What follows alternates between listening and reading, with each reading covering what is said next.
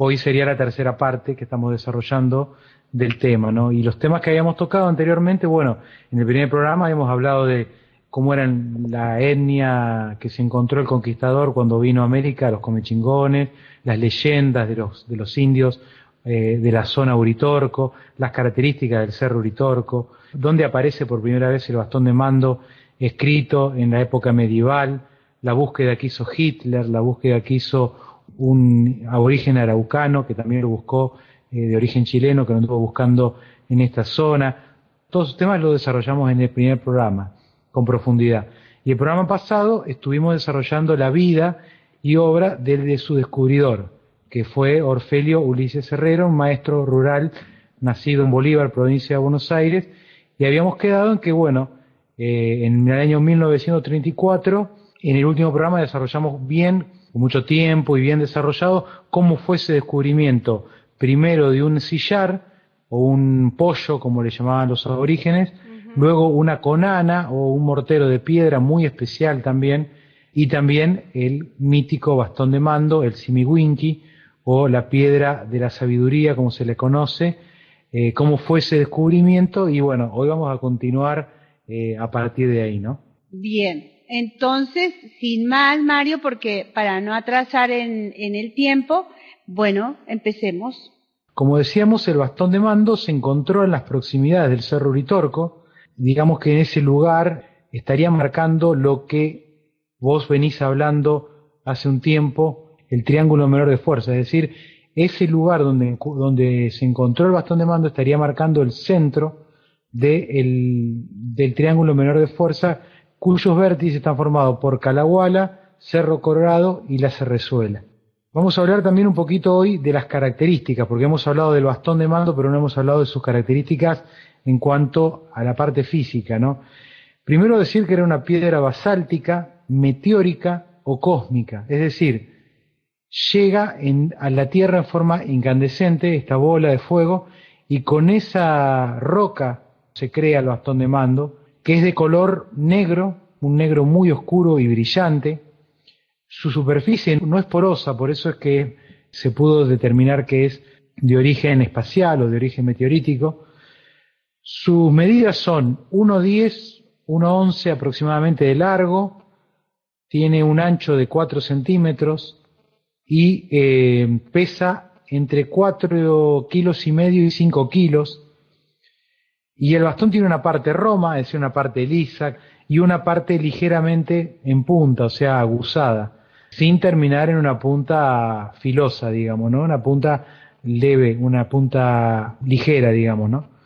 Otra característica que tiene el bastón de mando es que tiene una apariencia metálica, por más que es de piedra, tiene una apariencia metálica por el estaño pulido y el sonido que produce cuando uno golpea el bastón contra algún otro elemento.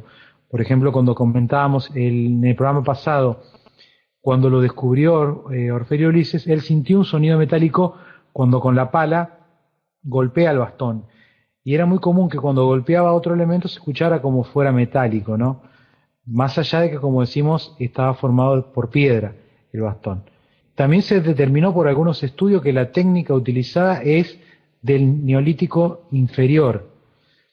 Y un ingeniero llamado Jorge von Haunschild, de la Universidad Nacional de Córdoba, lo estudió al bastón de mando entre el año 48 y 50 y realizó un estudio realmente completo sobre el bastón de mando y determinó que la mínima edad que tiene el mismo son 8.000 años de antigüedad, es decir, mínimamente tiene una antigüedad de 8.000 años, que se lo data generalmente entre los 8 y los 10.000 años de antigüedad de ese bastón o de esa lanza de piedra, ¿no? También se la fue sometido a pruebas de espectrografía en la cual detectaron un campo electromagnético de enorme intensidad, tanto del bastón de mando como la conana. Los dos tienen una radiación realmente importante. Y el tipo de irradiación que se encontró se llama equipotenciada, tanto en los extremos superior, inferior como en la parte media. Esta energía equipotenciada significa que es emitida con la misma intensidad en todo momento.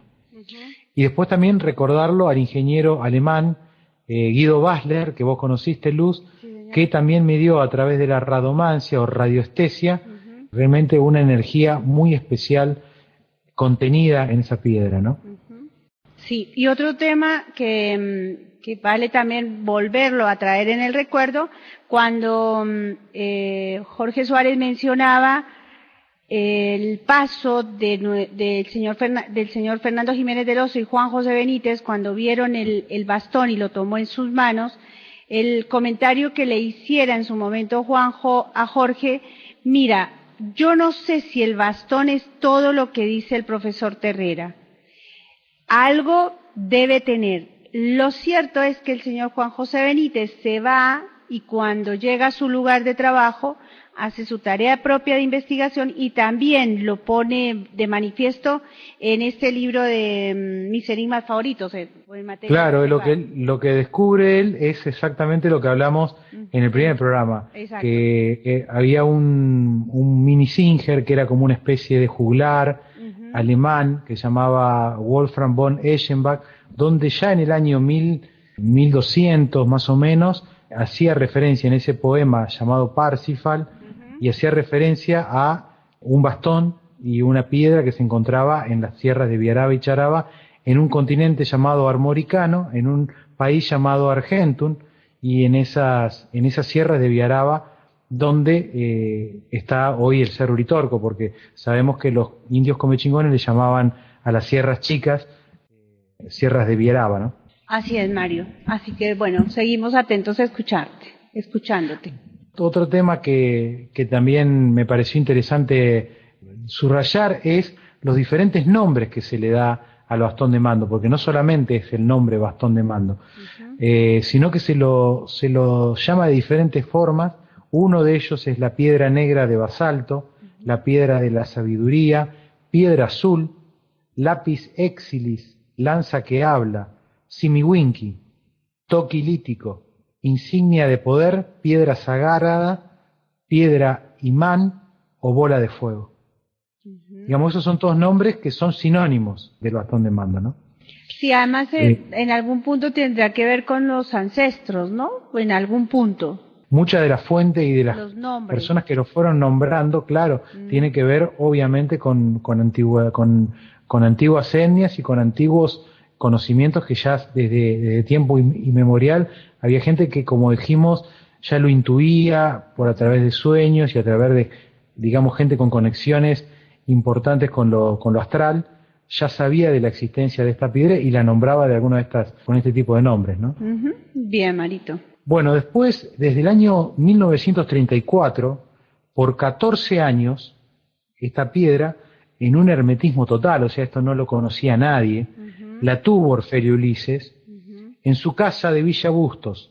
Villa Bustos es una localidad que queda al lado de Cosquín, en las barrancas del arroyo Rosario, en la entrada de Cosquín, la cual, como te decía en el programa anterior, Orfelio Ulises y el profesor Terrera pudieron determinar que el nombre Cosquín significa Nueva Cusco, porque se entendía que podía ser el nuevo centro, la nueva capital del imperio inca en ese lugar, ¿no? Que estamos hablando de Cosquín, que está a pocos kilómetros del Cerro Uritorco también, ¿no? Sí. En ese lugar donde vivía Orfelio Ulises y donde en esa casa lo tuvo durante 14 años al bastón de mando, cerca del Cerro Pan de Azúcar, un cerro grande que hay ahí en Cosquín, que en lengua comechingona también significa Supac Yuyu, que significa los pechos de la doncella.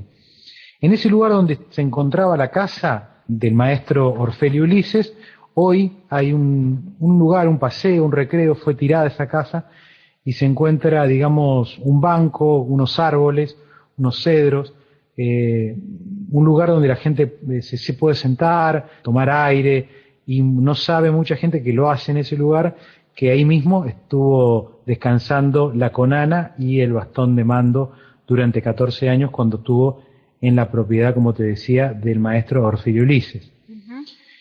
En el año 1939, es decir, 5 años después de haber encontrado el bastón de mando, Orfelio Ulises conoce a un joven profesor Guillermo Alfredo Terrera, que en esa época todavía no era profesor, con 17 años.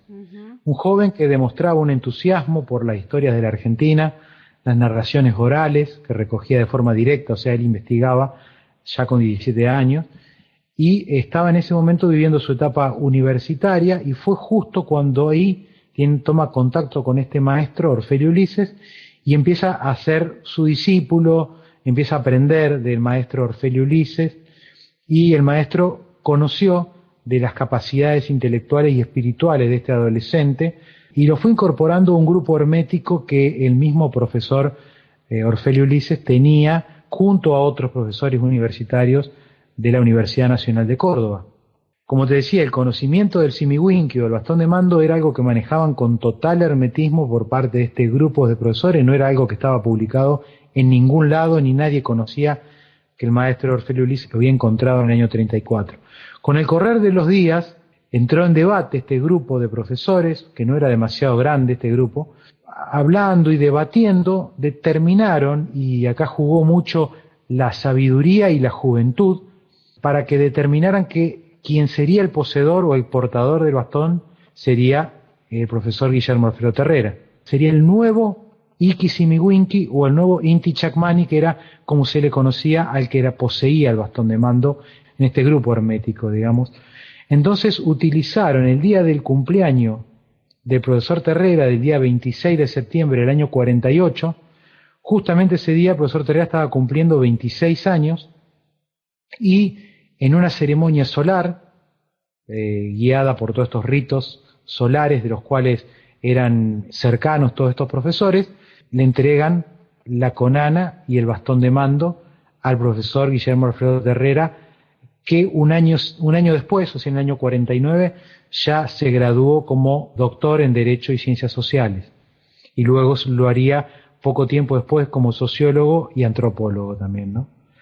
Así que bueno, ahí pasaría ya en mano de quién sería el último portador de esta sabiduría y el que se encargó de divulgar luego todas las capacidades y todas las características que tenía el bastón de mando. Esto fue en el año 48 cuando se lo entregaron. 3 años después fallece Orfelio Ulises, el 8 de agosto del año 51, a causa de un tétanos, una enfermedad no extraña porque ahora hay vacunas, pero en esa época era mortal. Y fue un poco extraño cómo fue, porque él contrae el tétanos sacando puntas de un lápiz. Bueno, mientras estaba sacando puntas, se corta la yema del índice de la mano izquierda, y donde él con ese lápiz, en ese momento estaba escribiendo sus memorias y poemas inconclusos, y le produce un tétanos. 2 días después fallece y deja este mundo, digamos, en una actitud estática y pétrea, porque que le endurece todo el cuerpo a pocas horas de su inesperada muerte.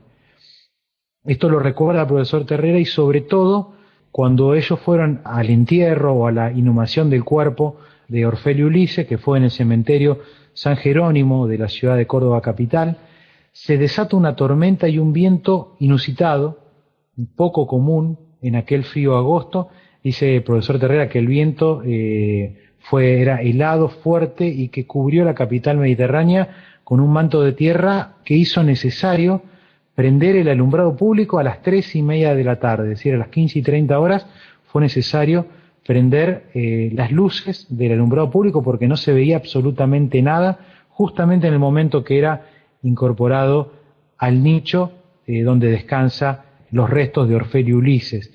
De hecho, también en algunos libros el profesor Terrera recuerda que sus 3 hijos estaban muy asustados cuando él regresa con su traje todo blanco de la tierra y en plena oscuridad a esas horas de la tarde, digamos, ¿no? Sí. Fue una cosa realmente que llamó la atención, ¿no?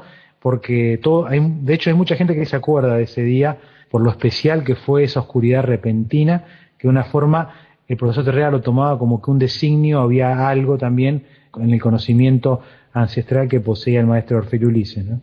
¿En qué lugar fue que partió el señor Ulises?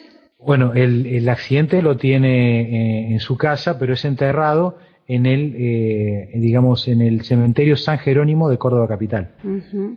Bien. Entonces, bueno, el profesor Terrera, cumpliendo con el mandato, porque cuando le entregan el bastón de mando en el año 48, se lo dan con una condición: él lo tiene que tener durante 30 años en absoluto silencio. Entonces, bueno, él tuvo que respetar ese mandato y sin comentar a nadie, lo tiene en su casa, lo tiene, digamos, como un adorno más en su biblioteca, donde tenía además cuestiones que tenían que ver con cosas de campo, como boleadoras, estribos, ese tipo de cosas. Y eso lo refleja muy bien el documental de nuestro amigo Diego Arandojo, que se llama casualmente o causalmente 30 años de silencio, haciendo referencia a este tiempo que tuvo que esperar el profesor Terrera para poder divulgar sobre sobre el bastón de mando y sus características. Fue así que a partir de septiembre del año 78, 30 años después de haber recibido el bastón de mando, comienza con una tarea de divulgación pública y una serie de libros relacionados al tema empieza a publicar el profesor Terrera. Él solía, y esto lo creo que te lo había comentado cuando hablamos del tema de Saruma, que él colocaba el bastón de mando entre los libros de su casa de San Isidro, en el comedor, porque decía que el bastón de mando le transmitía el conocimiento y que él simplemente era un intermediario, que los libros eran del bastón, no eran de él. Entonces por eso siempre usaba o colocaba el bastón entre los libros. Esta es una de las características o capacidades que tiene el bastón, que es considerado por muchos, y sobre todo por el profesor Terrera, como un menir o una antena que recibe y transmite información, ¿no? Una de las cosas que le decía, me acuerdo de esas anécdotas cuando venía el bastón de mando a Capilla del Monte, que vino en el año 94, 95, si no estoy mal. Jorge le decía que si a él no le daba miedo andar con ese bastón de mando, con ese bastón en el auto. Y él siempre decía, el bastón se cuida solo. Sí, así es. Es una de las cuestiones que nos hacen quedar tranquilos sobre lo que vamos a hablar más adelante, que es sobre el destino futuro del bastón de mando, ¿no? Porque si se cuida solo o si tiene una capacidad de poder elegir, atraer a personas por frecuencia de vibración, podemos estar tranquilos de que quizás va a llegar en su momento la persona que tenga que llegar. Sí. Realmente todavía el bastón de mando continúa dando mucho para seguir adelante en encontrar la realidad del por qué Capilla del Monte, inclusive, porque una de las preguntas más seguras es la pregunta del millón acá, ¿y por qué Capilla del Monte? ¿Por qué Uritorco? ¿Y por qué los ovnis acá? Y pareciera que todo apuntaría a la historia que tiene escondida este bastón. Es lo que pensamos muchos, entre los que me incluyo, y también era el pensamiento de Jorge Suárez, ¿no? El amigo Jorge, que siempre creyó que era necesario rescatarlo. De hecho, creo que hizo algún esfuerzo para tratar de que la municipalidad, a través de decretos o de alguna gestión, pueda recuperar ese hallazgo arqueológico que corresponde a este lugar. Hubiera sido preferible a lo mejor que el profesor Terrera lo hubiera entregado, como hizo Orfelio Ulises años antes de fallecer, y hoy estuviera en manos de quien lo hubiera depositado el profesor Terrera, pero lamentablemente no ocurrió. Y como veremos más adelante, quedó en poder de su familia, de sus hijos, que están, o entre ellos no hay una unificación de ideas para ver qué podemos hacer con el bastón, y está un poco ahí la idea de qué puede llegar a ocurrir con eso, ¿no? Así que bueno, esa es una gestión que me recuerdo yo que había hecho Jorge, y me parece totalmente acertada, porque este es el lugar donde fue encontrado. Creo que por algo fue encontrado en ese lugar, y creo que ahí debería permanecer, ¿no? Claro, la historia nos la tienen que contar completa y es con el bastón en la mira, o sea, que queremos ver el bastón y que nos cuenten toda la historia. Jorge siempre decía, ¿por qué el profesor no dejó escrito? Porque más allá de que la hora de partida lo pudo haber tomado por sorpresa, que no fue tan así porque él tuvo un tiempo de salir de su espacio, de su cuerpecito, no dejó nada escrito. Y creo que en el documental de Diego Arandojo también el hijo hace notar esa reflexión. ¿Por qué el doctor y por qué no dejó escrito? ¿Qué podrían hacerse con ese bastón? Es parte de eso que deja la leyenda, que deja el mito. Esto nos pasa en muchísimos otros objetos que se van encontrando y que no alcanzamos todavía a encontrar el punto real de la verdad y porque el bastón todavía tiene mucho para decirnos. Pero tú tienes más para decirnos del bastón. Así es, Luz. Bueno, no, nombrar algunos libros, seguí ahora que el profesor Terrera estábamos hablando que colocaba el bastón de mando entre sus libros, ¿no? O algunos de esos libros que, según el profesor Terrera, fueron inspirados en el bastón le transmitió esa información, que fueron en esta etapa del año 78 en adelante, donde él se vuelca a, digamos, un poco dar a conocer o hacer público la tenencia del bastón y sus condiciones, y toda esta historia de Orfeo y Ulises sale luego del año 78, respetando esos 30 años de silencio que les piden esos profesores universitarios, ¿no? Esos libros que empieza a escribir, uno se llama El hombre y la sociedad, otro se llama Cuentos verídicos extrasensoriales, Antropología metafísica, El bastón de mando y los triángulos de fuerza, El valle de los espíritus, Wolfram von Eschenbach, Parsifal, Orfeo y Ulises, Medicina popular, Valencias y mensajes cósmicos, La destrucción del planeta Tierra, Saruma, un ser cósmico, Obra magna de la sabiduría metafísica, que son 2 tomos, La bioenergía, poder mental y la fuerza cósmica, Los come chingones, Símbolos rúnicos, Maestros cósmicos, Hermes Trimigisto, Shambhala y su eterna sabiduría, La ciudad de los Césares, El bastón de mando en la sabiduría de los maestros, El arte primitivo metafísico y Parsifal en Vyaraba y Charaba.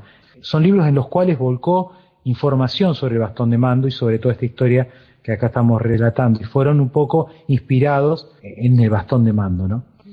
Otra cosita que también es interesante de comentar, Luz, es los usos del bastón de mando. Ajá. El bastón de mando, según lo que se sabe, funciona como una antena. Sirve para entrar en contacto con seres que están en otra realidad, un poco lo que vos hablabas hace un rato del informe de la CIA, ¿no? Bueno, esto es como una antena que comunica con otra realidad sutil, digamos, ¿no? Generalmente el uso que le da el profesor Terrera era colocar la parte aguzada, la parte en punta, hacia arriba y la parte roma hacia abajo. De hecho, él había hecho construir una pequeña pirámide, que era una base de forma piramidal, donde colocaba el bastón para que quedara verticalmente, digamos, ¿no? Y se hacían o se provocaba que este bastón realice sus prodigios, ¿no? Se meditaba, se lograba una ampliación de las capacidades sensoriales, pero personas que tenían conocimiento. El profesor decía siempre, esta es una cosa que recuerdo inclusive en algunas entrevistas que hemos escuchado en el programa, que solamente aquellos que caminan en la senda del conocimiento o son entes mutados mentalmente son quienes pueden recibir esa información del bastón o sentir algo cuando lo tocan. Para el resto, para la persona que está en otra cosa, en cosas más banales, es una simple piedra nada más, cuyas capacidades no existen, digamos, ¿no? Pero él sí refleja en sus libros cómo a través de reuniones y ceremonias se lo llevaba, y gente iniciada en el conocimiento, en mutados mentalmente, como él decía, lograban realmente prodigios con el bastón y recibían imágenes, sonidos y información, ¿no? Porque lo más importante era información que se llevaban, y hay muchas historias sobre cosas y experiencias que ocurrieron con el bastón en meditaciones, en reuniones, ceremonias y otro tipo de actividades que realizaba el profesor Terrera, o a la cual era invitado y él llevaba el bastón de mando para que lo acompañe, ¿no? Otra cuestión es la función del bastón de mando, ¿no? Porque uno dice, ¿para qué? ¿Para qué existe un bastón de mando? ¿O cuál es el objetivo de que exista esto, no? Según lo que hablaba el profesor Terrera, y esto lo digo textualmente, estaba confinado el bastón de mando a una obra de regeneramiento de la especie humana. Una obra que es exclusivamente espiritual, porque el hombre para mejorarse debe espiritualizarse. Mientras no cambie, mientras no transmute su memoria genotípica y ancestral, no habrá futuro para la humanidad. También decía que Argentina es la tierra de promisión, es la tierra para un futuro. De esto también habla Parravicini en muchas de sus psicografías, ¿no? En este punto, el profesor Terrera decía que el bastón de mando o Simiwinki representa un arquetipo de la unión absoluta de los pueblos del Cono Sur, conocidos como Argentum o la Tierra Blanca. O sea, incluiría no solamente a Argentina, sino también a otros países de Sudamérica, ¿no? El bastón de mando, según el profesor Terrera, posee grandes concepciones metafísicas dedicadas a formar a un hombre con un sentido de humildad y sabiduría que son tan necesarios ahora en nuestros tiempos, ¿no, Luz? El Simiwinki convoca a los hijos del sol, a seres cósmicos con una conciencia cósmica, para que todos juntos, provistos tan solo del poder mental, nos encolumnemos en el ya próximo e inminente cambio de pensamiento y de sistema en un amanecer que ya entrega sus luces para terminar con el materialismo, la soberbia y la infame oscuridad de las tinieblas. Esto es textual de lo que el profesor Terrera pensaba que era la función del bastón de mando. De alguna manera atraer o juntar a gente para generar una nueva conciencia, un nuevo pensamiento más allá de lo material, más allá de las cuestiones miserias humanas de todos los días, de la soberbia, de la ansia de poder y de todas estas cuestiones en las cuales está inmerso lamentablemente nuestra sociedad y que iba a ser importante en esa obra de regeneramiento, ¿no? Que eso es lo que más nosotros acá resaltamos, ¿no? Cuando nos preguntan por qué y para qué ese bastón de mando, es eso, ¿no? Y en el resultado de lo escrito por el profesor Terrera a manera de mitología, porque cómo poder entender eso, ¿no? El regeneramiento de la especie humana es tan profundo, va tan más allá de lo que nosotros podamos imaginar, más en un tiempo como tan desordenado, tan confuso, que, bueno, quién sabe cuándo se va a dar eso, ¿no? Sí, es difícil entenderlo, pero bueno, como todo, o sea, todo el día estamos viendo cosas negativas, no hace falta más que mirar el diario, o entrar en una página de noticias en internet, no hay problema. El 90% es negativo de lo que vemos, son guerras, corrupción, robos. Todo lo más bajo que el ser humano haya podido llegar a hacer, ¿no? Que violaciones, la religión metida en situaciones Eso apuntaba también. Claro. O sea, hay una corrupción general y una pérdida de valores, de la familia, un montón de cosas negativas, ¿no? Pero no es solamente eso, también existe la otra parte y cuesta un poco más verla porque no hay tanta publicidad tampoco, ¿no? Pero sigue habiendo, como decía el profesor Terrera, en este caso, hijos del sol o gente con otra mirada, con otro pensamiento, con otros valores, y creo que están ahí dando vueltas gente muy buena, gente que quiere otra cosa para nuestro mundo, para este planeta. Y por ejemplo, un pequeño ejemplo fue hace 12 días, acá en la Argentina se hizo conocido que un nene necesitaba para una operación muy importante en Estados Unidos $1 millón, y obviamente la familia no tenía ingresos para eso. Nunca había ocurrido acá en la Argentina, pero en 12 días se logró recaudar ese dinero colocando 10 pesos por persona. Se lograron 1 millón de contribuyentes y en tiempo récord se logró conseguir ese dinero que necesitaban esta familia para realizarle esta costosa operación a un nene, como te decía, de un año y medio, muy pequeñito. Entonces, bueno, ese tipo de cosas que también están pasando paralelamente a todo lo antes dicho, nos da una esperanza de que puede llegar a haber un regeneramiento, puede llegar a haber una esperanza, ¿no? Sí, totalmente. Me parece que vale esa reflexión tuya, porque desde ahí es que estamos, o hay muchísima gente que está actuando, ¿no? No deja de tocarnos ayer yo veía la imagen de lo que estaban haciendo en Gaza y realmente te agobia allá adentro, ¿no? ¿Qué está pasando en este planeta, Dios? Pero bueno, es parte del proceso también que seguramente tenemos que vivir como sociedad.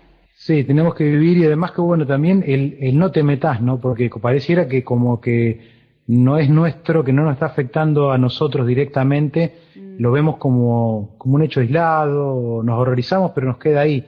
Pero nadie toma actitudes, como sí en algunos casos he visto que hay más manifestaciones, gente que se está refiriendo o mandando petitorios a sus gobernantes para que se expresen en contra de esto, para que se haga algo realmente, que no nos quedemos en declamaciones y que realmente nos movilicemos para que se detenga cuanto antes, digamos, esta masacre.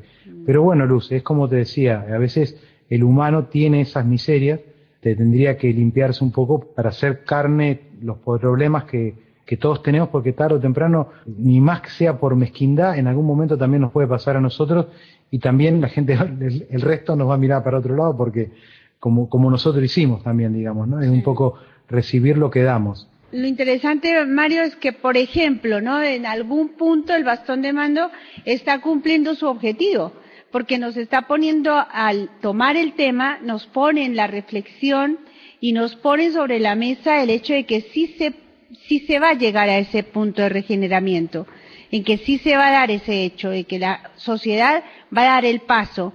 Cuando, bueno, lo importante es que ya está claro que sí lo vamos a dar, y eso creo que también vale al estudiar toda esta historia del bastón de mando. Según lo que decía el profesor Terrera, Orfelio Ulises y todo lo que estuvieron cerca del bastón de mando, él estaría involucrado en esta obra, en este nuevo crecimiento, sería parte de todo eso, seguramente siendo portado por la persona adecuada o las personas adecuadas en ese nuevo despertar de la humanidad, esa nueva mirada que va a tener. Así que bueno, luego Luz tenía yo, vos me dirás si los tiempos dan o no para el programa de hoy, un audio muy interesante de más o menos 12 minutos aproximadamente del año 2001, que es la última información que tenemos sobre el destino del bastón de mando, ¿no? Porque lo que la gente quiere saber o lo que pregunta generalmente es ¿y quién lo tiene ahora? ¿Dónde está? ¿Qué va a pasar con él? La gran pregunta, ¿no? La interrogante que todo el mundo quiere saber.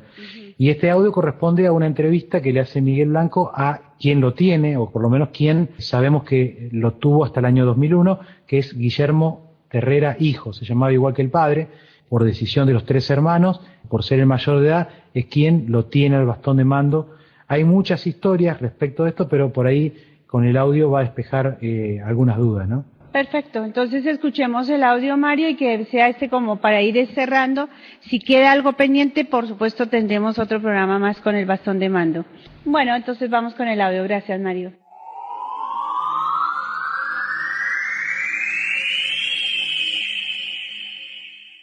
Nos hacen entrevistas, qué tipo de cosas me ha impresionado más en este mundo. Muchas veces hago referencia a ese bastón de mando por lo increíble que era.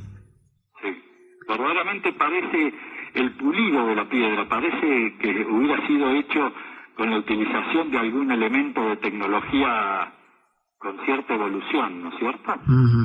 Verdaderamente es impresionante, son unas sensaciones que uno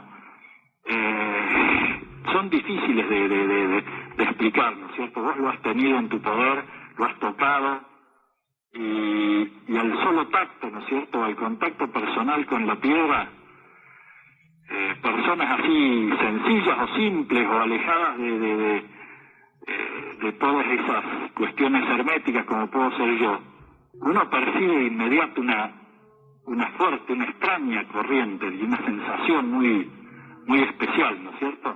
Uno cree que siente como un escalofrío, ¿eh? ¿Tú también lo sientes, claro? Sí, es impresionante, mirá, vos sabés que yo te voy a contar una pequeña anécdota que me ocurrió a mi hermano menor Nicolás y a mí con el bastón. El bastón, por determinadas circunstancias, el mismo día del fallecimiento de papá, ahí en San Isidro, en la casa que vos conoces, yo lo tomé y me lo traje a mi casa con el consentimiento de mis 2 hermanos. Fue lo único que no hemos dividido, porque nosotros todas las cosas, la herencia que eran antigüedades y bibliotecas, la herencia de papá consistía en eso, en antigüedades y una gran biblioteca. Nosotros nos las dividimos entre los 3 de común acuerdo y tomando mate en pocos minutos, como quien dice. Y en pocos minutos estuvimos de acuerdo también en que el bastón de mando era lo único que no se podía dividir de ninguna manera, ¿viste? Y bueno, entonces me lo traje yo. Y por algunas circunstancias que no vienen al caso, el bastón yo lo enterré. ¿Sí? Y estuvo enterrado. Y en un determinado momento, por también otras circunstancias, decidimos con mi hermano que había que desenterrarlo. Y lo hicimos por casualidad, o porque, bueno, por comodidad nuestra, en plena noche. Y yo te digo que fue una sensación y no sé, algo tan indescriptible, ¿no es cierto?, en el momento en que escarbábamos con nuestras manos porque no queríamos usar ningún elemento. Y llegamos al bastón, que estaba bajo tierra, desnudo, digamos así, y no lo veíamos. ¿Viste? Y en la completa oscuridad es como un sacudón, es un extraño, es un trueno interior que lo sacude. Yo te digo que es impresionante la fuerza de esa piedra. Yo no, te vuelvo a repetir, yo no tengo la capacidad que tenía mi padre y otras personas para percibir las cosas que ellos, las cosas que él hacía y el trabajo que hacía con el bastón. Pero las sensaciones uno la percibe, la fuerza, la vibración de esa piedra, es algo impresionante. Vos sabés que yo a veces la miro acá en casa, me quedo solo y lo pongo sobre mi cama o en otro lugar y lo miro y dan ganas de hablarle y de tener una comunicación. Hay algo muy extraño que de golpe yo no sé si un día no va a surgir, ¿viste? Dentro de mí va a aparecer. Uno siempre piensa en eso y tiene la esperanza también, ¿no? No me extrañaría nada.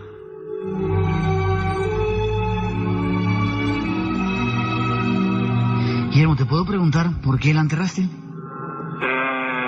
Si me lo quieres contar, si no... Sí, Miguel, la enterré porque consideramos que era el lugar más seguro en ese momento, porque habían ocurrido ciertas cosas. Ya. Fíjate que vos tenés algo que ver con eso, Miguel. Sí. Porque inmediatamente después de tu programa, sí, aquí en la Argentina, cuando apareciste por televisión, que yo te vi en casa, de golpe no fui yo, fue primero mi mujer y me llamó cuando vos empezaste a hablar del bastón.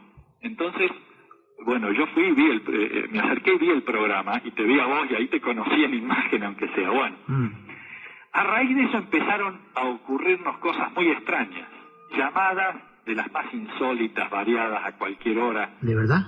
Sí, te lo juro. Gente, por ejemplo, te digo, una que me acuerdo, me llamó una señora cuyo nombre ni recuerdo, no sé de dónde era de Argentina, eso sí, diciéndome que ella había recibido la orden o las instrucciones de ser la poseedora del bastón. Bueno, y yo, por supuesto, la escuché porque no tenía por qué no hacerlo, y me habló infinidad de cosas como una hora, y bueno, y nada, por supuesto, yo estoy tan tranquilo y tan seguro de que somos nosotros los herederos y los dueños de la piedra esta, que viste, ella me agradeció infinitamente que lo hubiese escuchado, pero bueno, nada más. Y esas fueron las cosas gratas, y ocurrieron ciertas cosas ingratas. Por ejemplo, te cuento algo, a mí en el campo, yo tengo una extensión de campo, como te decía, acá cerca, son 40 y pico de kilómetros de donde vivo, y tengo una casa que es donde a veces voy yo, generalmente los veranos, o a veces, en fin, yo voy, y es mi casa en el campo. Y una noche apareció gente, intimidaron a las personas que trabajan conmigo, las hicieron disparar, ¿sí?, campo atraviesa, de noche, campo atraviesa a la casa de vecinos, que están bastante alejados porque son extensiones grandes de tierra, y entraron a mi casa rompiendo una ventana. Y no tocaron nada. ¿Qué buscaban? ¿Qué buscaban, Miguel? Ya. Entonces yo no me asusté porque, gracias a Dios, no soy de tener miedo, pero sentí cierto, viste, dije, bueno, de alguna manera hay que proteger la piedra porque no podemos entregarnos así que acá ocurra algo y vengan y me la saquen. O no sé, uno se le pasan por la cabeza mil cosas, viste. Ya. Entonces por eso es que la enterramos. Ya. Yo te pido disculpas, Guillermo, por haber levantado un poco. No, para nada. Sin embargo, no te preocupes. Para mí siempre ha sido una historia muy especial la del bastón, y por eso la hemos ido siguiendo. Guillermo, esa piedra, decía tu padre, y recuerdo la tenía una especie de madera, estaba absolutamente quemada, como si fuera radiactiva. ¿Es radiactiva esa piedra? No, eso no te lo puedo contestar. Con toda honestidad no lo puedo hacer porque no lo sé, Miguel. Ya. Es cierto que lo buscó Hitler y mucha gente del grupo de los nazis, anduvieron sabiendo que era un instrumento de poder y que quien lo tuviera iba a ser un poco un personaje muy importante, que anduvieron detrás de ella mucho tiempo. Sí. Yo, por dichos de papá, sí, él me lo contó. Inclusive hubo 2 presidentes argentinos que la querían poseer. Sí. Uno ya es muerto y otro todavía vive. No es el presidente actual. Ya, ¿no puedes decir los nombres? Sí, uno fue el general Perón y otro fue el doctor Menem. Ajá. Sabían de la historia de la piedra y querían poseerla. Sí, sí. Bueno, yo creo que no se los iba a entregar nunca por lo que significaba casualmente, ¿no? No. Esto es un símbolo cósmico, abarcativo del sentido, ¿no es cierto?, de lo absoluto. Ya.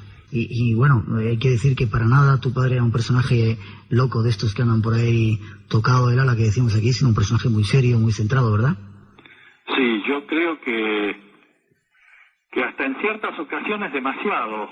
Fíjate vos que él era, sobre todo yo lo ubico en ese sentido por el desinterés, pero absoluto, total, que tenía él por todo lo material, ¿no es cierto? Ya.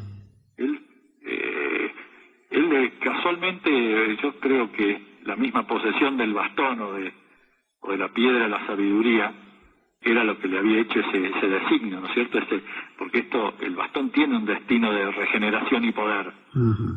El que lo posea tiene que comprender, me parece, Miguel, el reinado del espíritu sobre la materia, ¿no es cierto? Es un instrumento, el bastón es un instrumento de unidad cultural. Yo creo que, de acuerdo como decía nuestro padre, tiene un vaticinio cósmico y solar. Él hacía una gran diferencia en esas cosas. Padre, digo, nos contaba hechos sorprendentes que ocurrían con ese bastón, que incluso llega a hablar. Tú mismo has dicho que algunas noches lo pones ahí en tu cama y sientes la necesidad de hablarle. Sí, es increíble.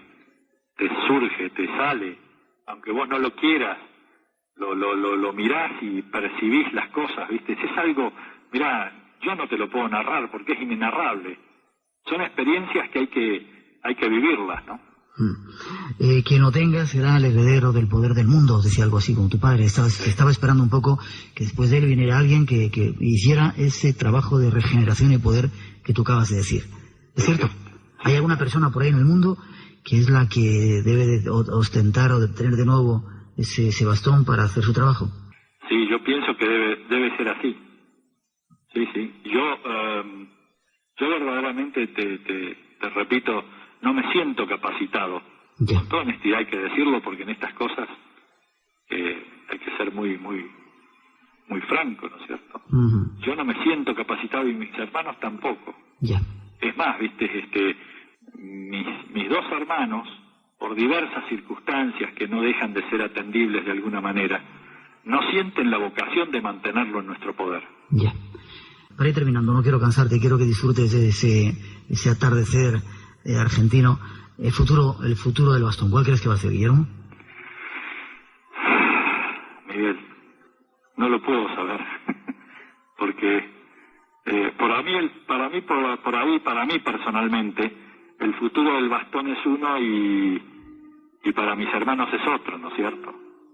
Entonces, pero probablemente no sé. Siempre tendrá que cumplir ese futuro de regeneración y poder que tú decías antes, ¿no? Eso me parece que es inamovible, es un destino y una cuestión, un camino que ya está marcado, ¿no? Pero en poder de quién, no sé. Esa es la gran incógnita que nos conmueve, ¿no es cierto? Yo no sé. Lo vamos a dejar ahí. De golpe, hay que ver estas cosas, Miguel. Sí. También del sentido de que uno puede decir que por ahí, yo a veces pienso y digo, bueno, por ahí en nuestras manos, el destino del bastón es otro. Y el paso del bastón por nuestras manos, por ahí es otro para nosotros, tiene otro sentido para nosotros los tres hermanos y nuestros hijos. Yo te quiero pedir un favor. Sí, señor. Ya lo hemos lanzado, está ahí en el cosmos la idea, la historia del bastón. Te quiero pedir el favor de que hagas lo que hagas con él, me informes, nos mantengas informados de lo que ocurre con ese bastón que desde siempre, desde que lo conocemos, nos ha apasionado y nos ha sorprendido. ¿Cómo no? Por supuesto. Gracias. Guillermo Terrera, te dejamos. Disfruta del otoño argentino, de ese fuego que tienes frente a ti. Saludos a tus hermanos, a tu mujer, a tu familia, a tus hijas. Ojalá podamos vernos dentro de poco. Y si hablas en ese bastón, salúdale de mi parte. Me siento desde hace mucho tiempo extrañamente unido y llamado por esa piedra que habla. Por supuesto, y te agradezco enormemente y te mando un abrazo de parte mía y de toda mi familia. Gracias. Esperemos vernos en septiembre, en octubre. Si vienes a España, aquí está tu casa. estoy seguro de que vos vas a estar acá en la mía también. Gracias, un fuerte abrazo. Un abrazo. Hasta luego.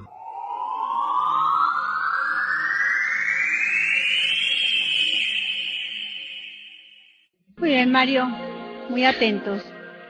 Escuchamos un poco lo que sabemos, lo último que sabemos sobre la procedencia, dónde está el bastón, ¿no? El doctor Alfredo Terrera murió el 19 de noviembre del año 98, de 1998, casualmente o causalmente, justamente 50 años después de haber recibido el bastón de mando. Y bueno, en esa ceremonia, en su casa de San Isidro, donde se veló su cuerpo, al lado del cajón del profesor Terrera estaba el bastón de mando. Se produce un pequeño forcejeo en un momento porque hubo alguien que lo quiso poseer al bastón. Entonces en ese momento, bueno, se separaron, se entregó a quien habló recién, a su hijo, al mayor, a Guillermo Alfredo Terrera, hijo, y él es quien lo tiene hasta la actualidad, ¿no? Me queda un poco tranquilo que él lo tiene claro de que no lo puede tener cualquiera, ¿no? Entonces, bueno, en un momento se habló de que iban a ofrecer una fuerte suma y que lo iban a vender, que había ingleses que estaban interesados en el bastón de mando. Creo que hay una conciencia por parte de su hijo, por lo menos eso me deja un poco tranquilo de que no lo puede poseer cualquiera y que tiene que ver con esta zona del Cono Sur y tiene que ser alguien especial el que lo tenga, ¿no? Y lo bueno me parece también rescatable lo que dice el hijo, el señor Guillermo, es que tampoco se aferran a que se tenga que estar en manos de ellos, ¿no? El día que sea el momento de entregar al lugar o a la persona que corresponda, lo harán. No van a ser ellos como un obstáculo para que vaya al lugar que tenga que ir. Y yo en esto me parece, uno siente, ¿no? Por lo que vivió acá en el CIO, con tantas conversaciones entre Jorge Suárez y tantísima gente que estuvo de cerca de la historia, y más exactamente con el profesor Terrera, todo indicaría que el lugar que le corresponde es Capilla del Monte, con todo lo que significa decir esto, porque ya nos lo han dicho de mil maneras que eso es imposible. O sea, hay una franja de las personas que conocen la historia que eso no puede ser. Pero es lo más obvio, o sea, yo creo que es una forma de poder ofrecerle a la gente la verdad, que hasta ahora se conozca, la historia, y no seguir jugando con esto que han hecho hasta ahora, que yo veo que llega la gente aquí a Capilla del Monte y de lo único que muy poco se habla, y a veces no de la mejor manera, es justamente del bastón de mando, de la huella del pajarillo y de las realidades que realmente competen al lugar. De la historia Comechingón no nos cuentan, o sea, está perdida esa historia en medio de las calles, en medio del decir de la gente, pero no hay nada. Cuando si apareciera ese bastón de mando nos obliga a contar la historia. Obviamente, sería muy interesante porque se podría inclusive realizar un museo. Claro. Ya creo que en Cosquín hay un museo que se llama Carmín, creo que se llama, no estoy seguro el nombre realmente, pero hay un museo donde se muestran puntas de flecha, algunas vasijas de los indígenas de aborígenes, y podría ser, ¿no? Que en Capilla del Monte hubiera un lugar donde se cuente la verdadera historia, como decís vos, donde se muestre el bastón y estuviera visible, ¿no? Sí, es una de las cosas que me parece más lógica. Después, bueno, hay un ingeniero que se llama Fernando Frugerto Martí, que es de la Fundación Delmos, con quien el profesor Terrera había realizado algunas veces algunas meditaciones, o sabían cómo usarlo, digamos, al bastón, y el profesor Terrera conocía con él algunas cuestiones de cómo darle uso, y él lo pide, por ejemplo, a los hijos de Terrera, no que se los regalen o que se lo den como el poseedor, pero mínimamente que entretenerlo en su casa y que me lo permitan usar a mí y yo se los devuelvo después, o podría ser algo así, porque en realidad el profesor Terrera siempre se consideró que era el portador del bastón, nunca el dueño, ¿no? Creo que el bastón no tiene dueño, nada de lo que hay acá en la tierra tiene dueño.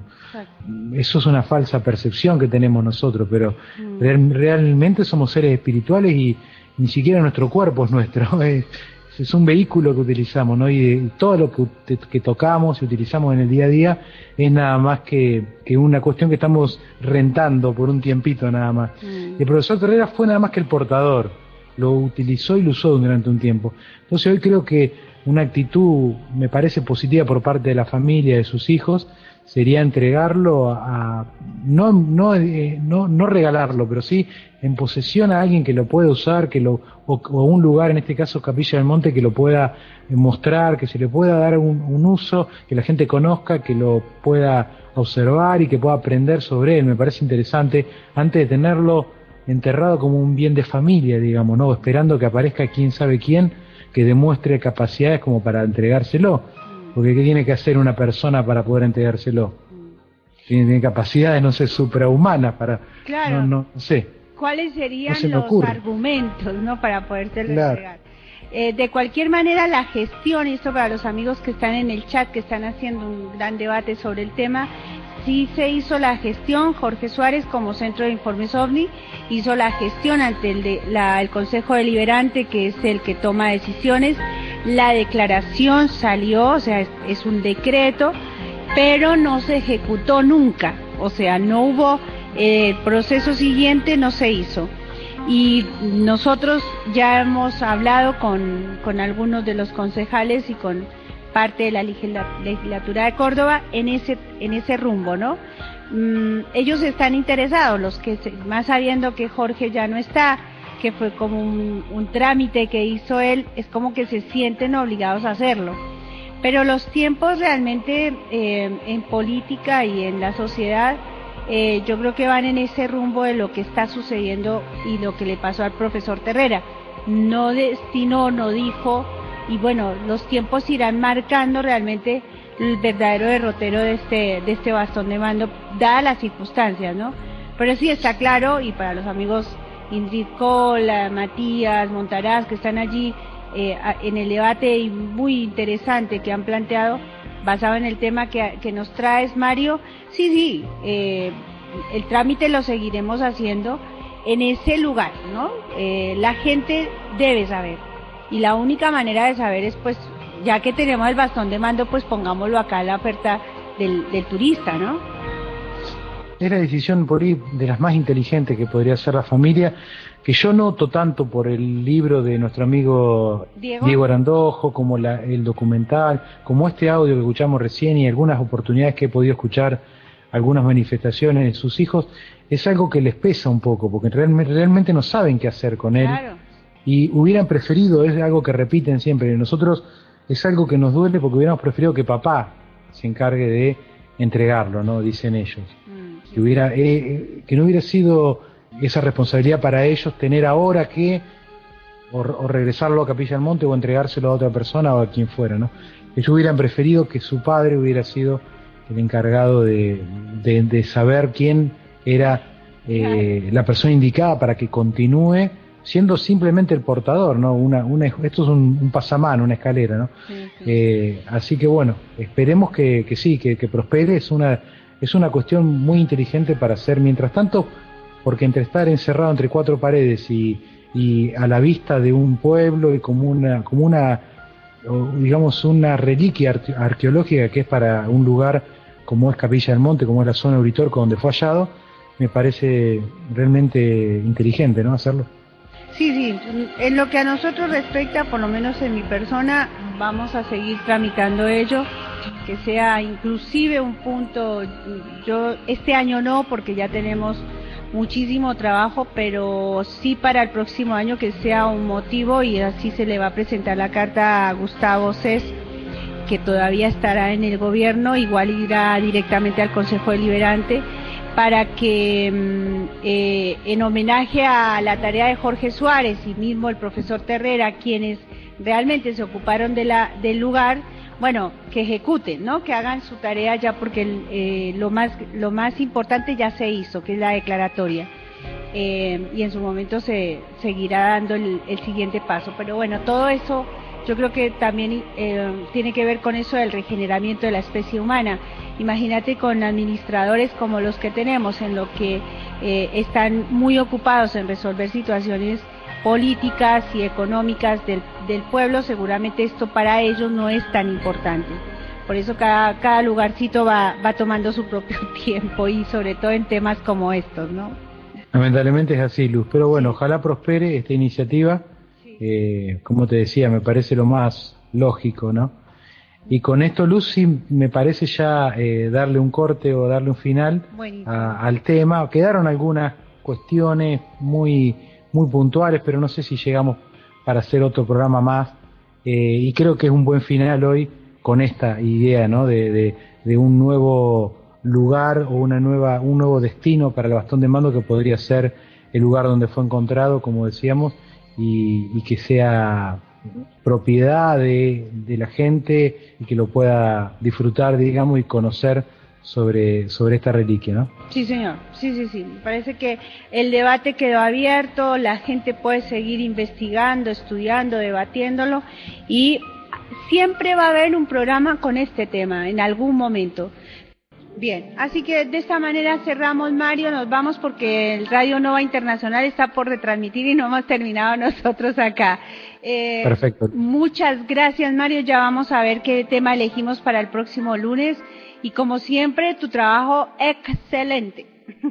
Bueno, un cariño grande, un abrazo a todos los amigos. Gracias, que tengan linda noche. Oh, is it just a dream? Listen to this, you better keep in mind, before you start to run, just seek and